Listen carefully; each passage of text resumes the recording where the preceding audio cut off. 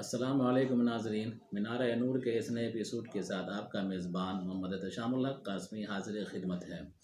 آج ہم بات کریں گے عشرہ ذی الحجہ میں، یعنی 1 تاریخ سے لے کر قربانی کرنے تک کی جو اوقات ہیں، جو ایام ہیں، ان ایام میں آدمی اپنے ناخن، بال، مونچھ وغیرہ تراشوا سکتا ہے یا نہیں۔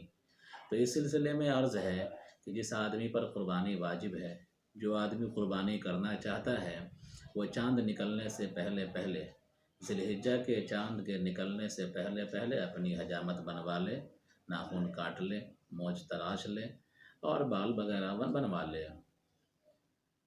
اور عشرہ ذی الحجہ میں حجامت بالکل نہ بنائے، اور جب قربانی کا عمل پورا کر لے پھر اپنی حجامت بنائے، ناخن کاٹے، مونچھ تراشوائے، بال کٹوا لے، جو کرنا ہے کرے۔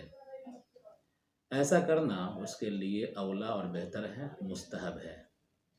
چنانچہ اس سلسلے میں جو ممانعت آئی ہے وہ ممانعت تنزیہی ہے، یعنی عشرہ ذی الحجہ میں جو ناخن بال کاٹنے کی ممانعت آئی ہے وہ تنزیہی ہے، یعنی خلاف اولیٰ ہے۔ چنانچہ جو آدمی قربانی کرنا چاہتا ہے، اگر وہ آدمی اپنے ناخن کو کاٹ لیتا ہے عشرہ ذی الحجہ میں یا بال کاٹ لیتا ہے تو وہ آدمی گنہگار نہیں ہوگا۔